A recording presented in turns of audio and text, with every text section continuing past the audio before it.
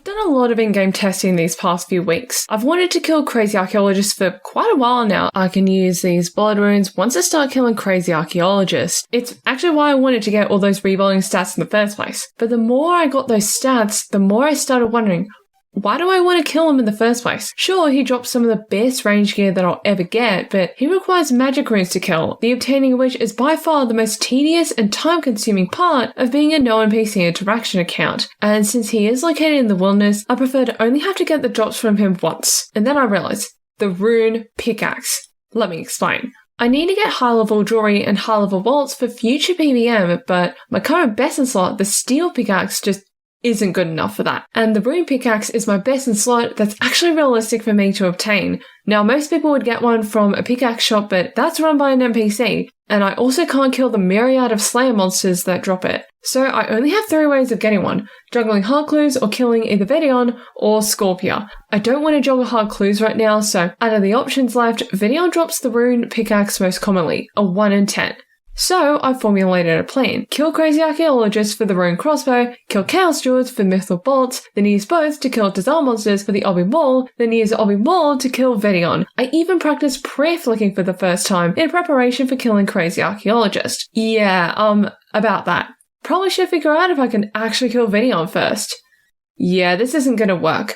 The obby maul's too slow for the better safe spot, so he keeps moving out of it, and the other one is so precise that the one time I did get it, I immediately got KO'd by chaos dwarves nearby. I'll also lose the obby maul every time I get PK'd, a 1 in 5 12 drop from Tazars that's so valuable that entire PKing accounts are centered around it. So, my only option to get a rune pickaxe is to kill Scorpia. But without access to NPCs, killing Scorpia won't be easy. I'll get into it more in a different episode, but here's what I'll need to kill Scorpia. Entangle and Earthwave spells at 79 magic, Dark Crabs at 85 fishing and 90 cooking, Zamorak Monk top and bottom, which are uncommon drops from Monks and Zamorak, and easy amulets of magic in case I lose mine to PKs. So I'll get 75 thieving for gemstones so that I can easily remake them. But I won't be using prayer potions since I don't have a good source of them, at least none that are quick enough to be worth getting for each trip to Scorpia. To mitigate this, I'll need as many prayer points as possible, so I'll be aiming for 72 prayer, a difficult level for a difficult boss. It'll take a long time to get these stats, and during these long grinds, I'll also be trying out some different training methods for magic and even smithing that I've been informed give more XP per hour than what I'm currently doing, so gonna be doing those too. By the way, this is Levi Chippadoof. It's taken like 3 episodes to name him, and at that time he's gotten like 3 different names, so just decided to combine them all, and it's great, and it's awesome, and thank you all for your suggestions. And on that note, onto the episode. Even with 72 prayer, I'll probably need to prayer flick while killing Scorpia, so decided to practice with these tower archers in the Ranging Guild, but it turns out that these guys very occasionally drop arrows and you can actually pick them up, and they come from monsters rather than NPCs, so I think it's totally fine. They actually drop different arrows based on their level, including adamant arrows from the level 64 archers. So I think this will be a great way to get arrows in the future if I ever need them. And as you can see, I'm great at prayer flicking, so gonna get some food from the fishing guild, recharge my prayer at the altar nearby, and head back. I was catching lobsters, but I couldn't go for the giant swordfish. Might as well, right? Got it! I think I got average shot rate. I went from 69 to 73 fishing, so gonna go back to lobsters now. And that's 76 fishing. I can catch sharks now. Still a long way to 85 though.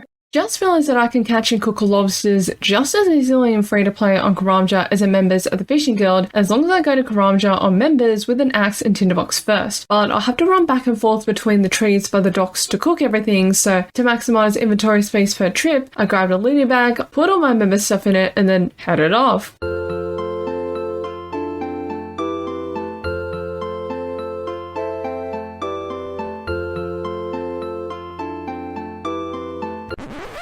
While grinding out 79 magic, I set myself the goal of obtaining a full Guthin set, and last episode I managed to obtain 2 very important items for maximizing my Barrow's efficiency. At this point, I'm only missing a pair of Barrow's legs to make my trips as successful as possible, but many hours later. Just realized that since I'm on free to play, I actually can't get the heron pet on here. And on top of that, I had a bit of a look at my XP per hour and I was like, this looks terrible. Under 7.5k fishing XP per hour. I think in the Fishing Guild I was getting Well, definitely better than that for sure. Then I realized that the fishing guild actually has a +7 invisible fishing level boost. Oh my god. I've literally lost like so many hours to this. Like this free-to-play extravaganza, and I'm just like, members, how I've missed you. 84 fishing, by the way. Okay, so I was literally just AFKing on mobile when I just realized something. When I go to Scorpia, what if I get a looting bag and put a bunch of food in it?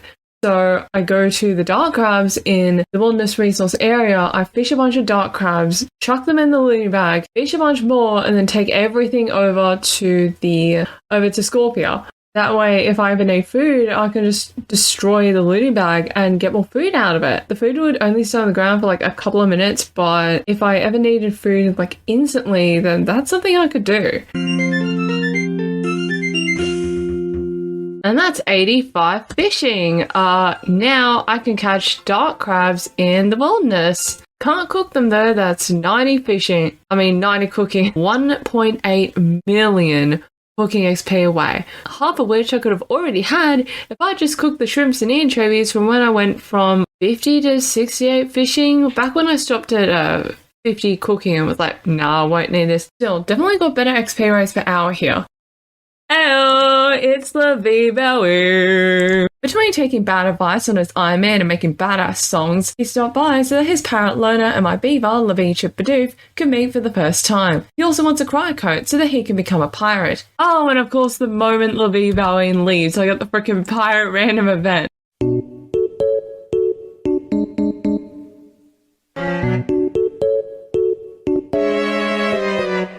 This is what a clue bottle looks like on the ground. You can't get in through the west side gate without the Plague City quest completed. Fairy ring steps for hard clues can actually be completed without travelling to the fairy ring itself. This boat to Caldergrim is driven by an NPC, so I'm not allowed to go there. Nor can I sneak in through the minecarts from the Grand Exchange, even though they're free. Gypsy Aris is not the only one with the crystal ball.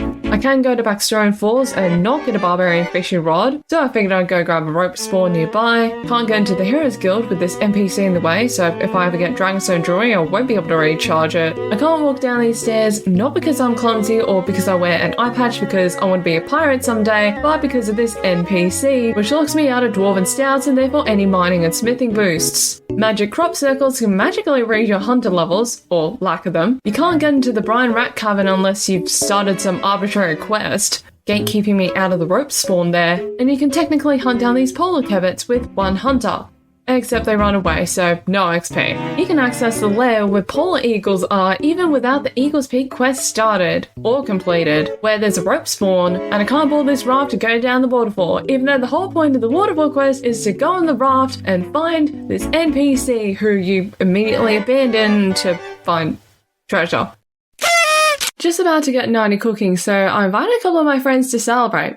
They've never met before. Here's the thing about celebrations though. Probably shouldn't keep your friends waiting for like 20 minutes because you completely underestimated how long it would actually take to get the level. Oh, so Finbar took a break and... Oh, Laviva has been like searching for a cryo coat for like 20 episodes or something.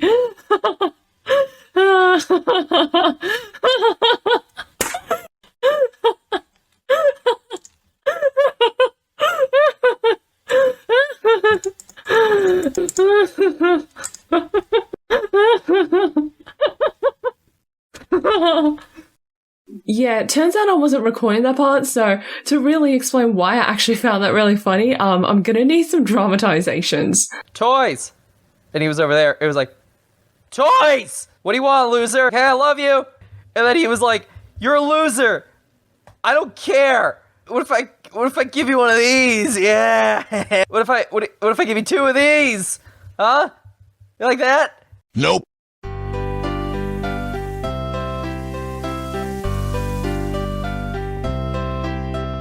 Okay, this has been like 20 minutes and I'm so sorry. I should have gotten them here on the last friggin' inventory. God damn it. Like, I just wanted the...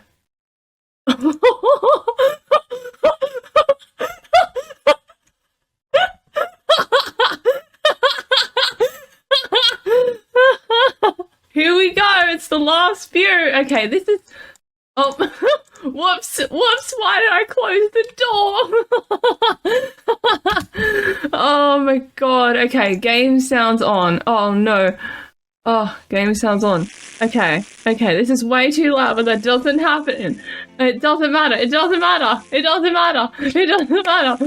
We got the level.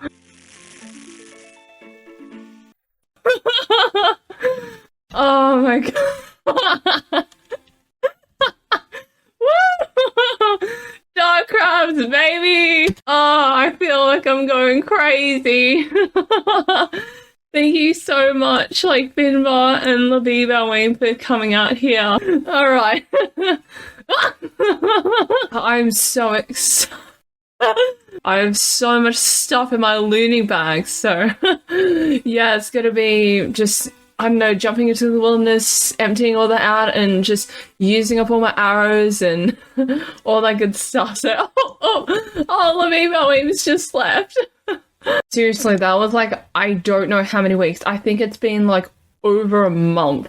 Like literally over a month since I started this whole like cooking, fishing grind. I literally haven't done anything else. But I did get 3 clues on the way, a beginner, medium, and an easy. So I'll do those next. But yeah, I'm so ridiculously excited. All right, medium clue first. Okay. Oh no. That's a misclicks get you. Oh, can I do this next step? Oh, entrance of Brimhaven. I literally just used my minigame teleport. Oh no. Okay, that's gonna be like 20 minutes, but I can do that next step. So, alright. Can we do the next beginner? Oh, we can do it! Yeah! There's like 5 beginner steps that we can do. Oh, time to walk to Draenor. Okay, I literally started walking like west, and then Finbar was like, why are you going a long way?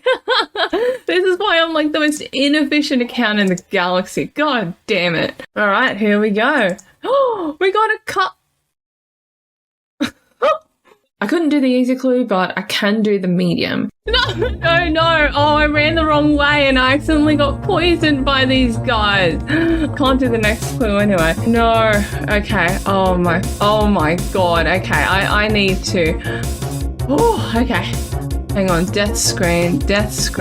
Okay, got my items kept on death screen open, just like Turtle Tower did all the way back in episode 1 of Terrain only. Oh my god, okay, that just hit me in 11, and I don't have anti-poison, and I just wanted to showcase the friggin' flowers again, because, god damn it. Okay, you know what? We're going for it. If I die with, chip. Oh my god, okay. Go. This is gonna be the craziest run of my damn life. Oh my god, okay. Oh, of course I get damaged immediately the second I come back. Okay. What's the game plan here? I don't have any food in here. I don't think I'm gonna make it. There's no way I'm gonna make it. Unless I get like an axe. This is gonna be the craziest thing in my life. Oh my god. Nope, I'm dead. Okay.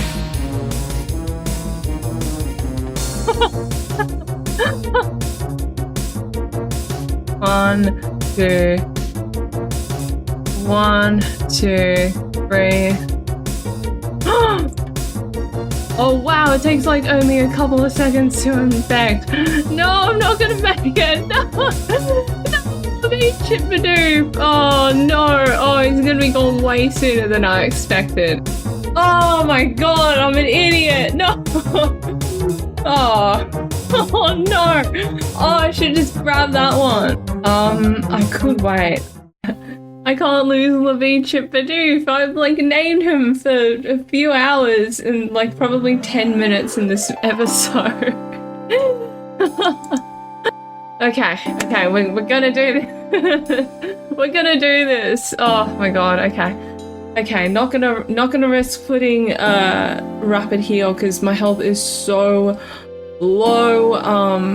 Time till next damage. I don't even know what the hell that means. Okay, we're doing this. We're doing this. I literally just got 9 of cooking, and I had plenty of lobsters with me, cooked lobsters, so if I just like kept the lobsters, I would not be in this situation. Finbar actually mentioned that there's an axe spawn in the cow and chicken pen, well, the chicken pen on the eastern side of the River Lum, whereas I've always been going to like Fred the Farmer's one on the western side of the Lummage River, which actually is really, really important because if I die to Scorpia, my best bet of getting back up there is to get a canoe from Lumbridge, but the only thing I would need to get is an axe. And until now, my memory was like, best place to get an axe really quickly is Fred's farm on the west, but I know for sure, like without even looking, that the eastern chicken pen is going to be way faster because the canoe and that chicken pen are on the same side of the River Lum, so that'll cut out so much time of running, and that gives me better odds, which is excellent. That's so good. I'm really, really happy with that. Yeah. Okay, here's the thing though. So this orb here says that time until cure is like 50 seconds, but I don't know what on earth that means. It probably doesn't mean what I think it means. It means it'll still be a mad dash to the Clan Wars portal, so oh my god. I don't even have a hotkey specifically for the worn equipment, so oh no, this is gonna be really bad. Okay, so we're gonna teleport to Clan Wars and then we're gonna run. And we're gonna keep on like opening and reopening this, and like I'm gonna get hit a 10 the second I walk in, so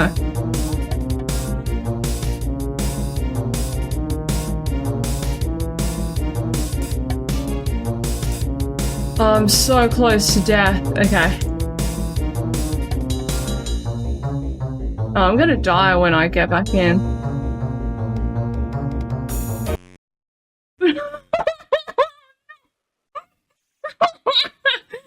No, so close. Oh.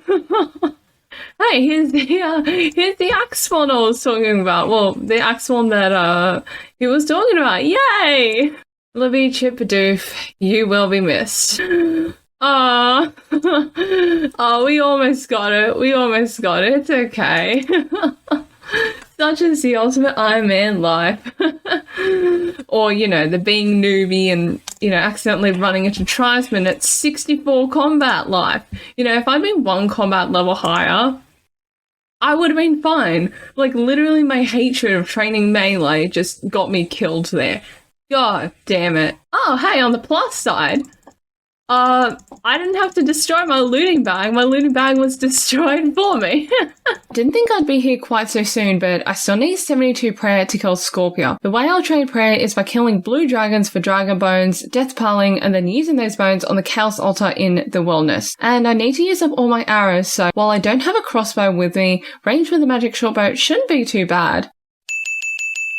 Never mind, gonna come back with magic runes. The way I'll get runes is by killing Inkus for death and blood runes. Now, I was originally going to save my current blood runes to kill, well, Scorpion now, but I've been informed that there's a triple blood rune spawned by the poison spiders in the wilderness, which seems like a great source of blood runes, so I can obtain and use whatever runes I have now, since I won't need to stockpile runes for Scorpia forever in advance. I've also been informed that the Windwave spell, which uses blood runes, gives an average of 53 magic XP per cast, the same as Superheat, which uses nature runes. And I'm pretty sure that I can get blood runes quicker than Nats, which cap out at like 200 an hour, so after this trip, I'm going to test Windwave against blue dragons, just to see how it goes, because this might be a viable way to train magic and prayer at the same time. Also, I just missed 420 KC. Like, I literally put on the XP tracker just for that too. I just realized I got 65 combat at some point. I think I got a hit points level somewhere. Oh my god. This can't get any worse, can it? Alright, and that's all my arrows used up at Ankus. Ended up with a few hundred blood and death runes, some lore runes, some pieces of paper I can't use, and a hard clue, which I can't actually do. Oh, actually, before we go, can we leap over this? Can we go over this bridge. Is that something we can do? There's a broken bridge right here that you actually repaired during the lighthouse quest, so... Oh! You can leap over that. That's awesome. I really thought you couldn't. I mean, not that Relica holds much for me, but it's definitely a fast way back to C's village. Can we jump over to the other side? Yes, we can. Very good. 1 XP. Man, imagine training your agility here. That's just upsetting.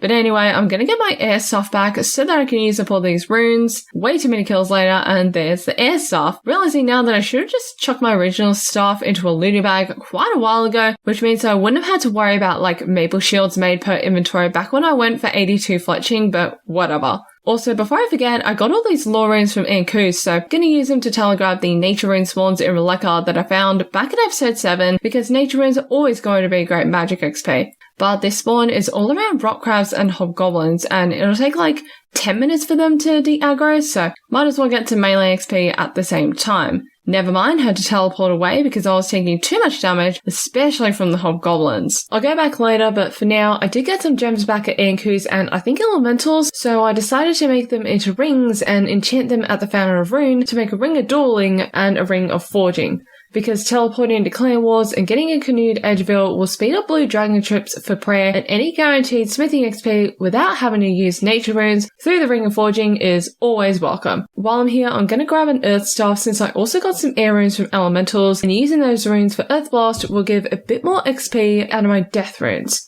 Alright, so I got all my items back, but you know what? The items in my death pile are in the same order they were in my inventory, left to right, top to bottom, and if this ordering is consistent, then it'd be useful at Scorpia. For instance, like say I want to hide my high-risk items, such as my runes, then I'd avoid putting those items at the top of my inventory, otherwise they'll literally be the first thing PKs pick up. PKs probably won't be merciful, but I just gotta do what I can. That's all I can do. Also, while I'm here, Soul Wars just came out, so gonna head through the portal, cause I don't know, why not? Let's just see what's in there.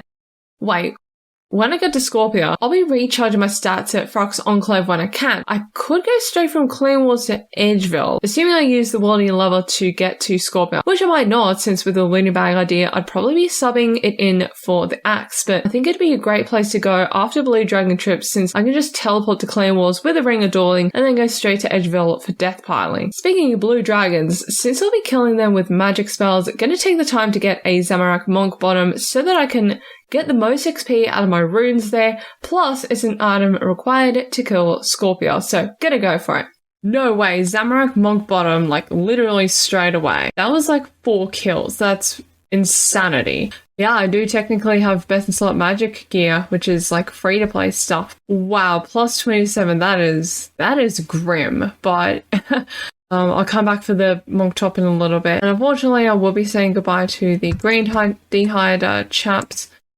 Oh, I've had that thing with me for like literally forever, but I am done with range now, so I was going to drop the magic short bow. I can make that again pretty easily. Decided to brave the rock crabs again and finally de-aggroed them with the help of food, so now I can telegrab nature runes in peace. This is awesome because each spawn has 2 nature runes, so it's 4 nature runes per world, and it takes about 15 seconds to hop worlds. So once you have the lore runes, this is actually 4 times faster than the Ardoin nature chest. The issue is that I don't really have a viable source of lore runes, so it's probably quicker to just thieve the nature runes directly. There's also a bronze axe spawn here. I completely missed it while I was here somehow, so yeah. Alright, that's all the lore runes used up. A lot of nature runes, very nice. While warding off hobgoblins, I also got some body runes, and every bit of magic XP counts, so I grabbed some water runes from our Carib mine, might as well grab some fire runes as well. So time to use them all up at Blue Dragons and see whether this is actually good to get both 79 magic and 72 prayer. Well, I completely forgot all about the alcohol, so probably should have gotten my fire stuff back too. That's fine, I'll just get it back after this trip. The axe will be good for both magic XP and it'll provide money to get into the wilderness resource area to catch dark crabs for Scorpia. Oh, nature runes, wonderful. I'll be getting a few of these drops as I go for 72 prayer, which will help out with the magic grind as well. Oh, there's some water runes. Totally forgot that blue dragons drop them too. Now, what's interesting about water runes is that I'll need 5 for each cast of Entangle, so a lot, but I'm not going to stockpile them from blue dragons because I'll need and end up getting equal amounts of air and water runes from the Dark Warrior's Fortress because the Earthwave spell in itself requires 5 air runes per cast. So instead, each drop of water runes from dragons becomes cast of water wave now, which will mean a bit more XP out of my blood runes, so that'll be good too. First trip of bones at the Chaos Altar, and one thing about it all is that this place is frequented by a ton of PKs, so I'll have to hop worlds a lot, but I'll be deathpiling each trip, so if I ever forget what world I've deathpiled on, even though deathpiles last for an hour, it's still going to be kind of rough to get back to my hundreds of blood and death runes, plus all my other items, so gonna be careful to remember which world I'm on each time. 50 prayer, very nice. Finally have an even number as my prayer level again. Haven't had that since, I think, Ogress Warriors back in episode 6. Oh, and there's PKs. But anyway, first trip done, so time to get that fire staff and actually clear what inventory I can and then head back. Wow, that was so quick. That was like 6 KC. So far, I've been pretty lucky with the fire staves. I think I got my last one at 14 KC. Thankfully, didn't alch my rune longsword, but I also have a ring of forging and I want maximum inventory space for prayer training, so gonna clear that real quick. It is nice to have a 100% success rate with iron ore at a furnace. Something I should have done hundreds of hours ago, making iron knives instead of iron bolts. Well, I didn't free up an inventory spot, subbed in the ring for iron knives. Whoops, should have kept my green D-high chaps. But on the plus side, I got some lore runes, so whenever I get them from blue dragons, I'll be able to teleport back to Falador between trips. Also, now I can finally test Windwave to see if it's my best training method over superheating iron. Alright, even though I've only done this for a few minutes, I can already tell that this is so much better than superheating. I was getting about 20k magic XP per hour after thieving the nature runes, but now I'm getting nearly twice the XP per hour with Windwave, so definitely going to be using Windwave for magic training where possible, which means I'll definitely be going to the triple blood rune spot.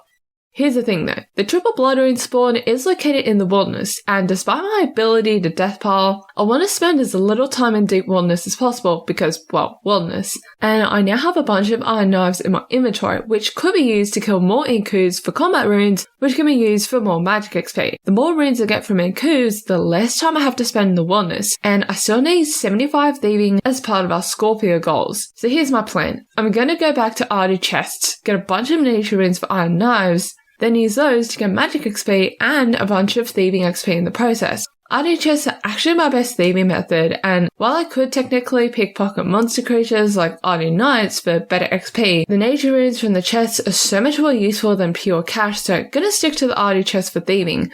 But 65 to 75 thieving requires over 600,000 thieving XP, 1.5 times more XP than I currently have total, and I think it's about 12.5k thieving XP per hour, so it's going to be about 50 hours for 65 to 75 thieving. I want to make the most out of these hours by doing some passive trading in between, something that will also help work towards that 75 thieving goal.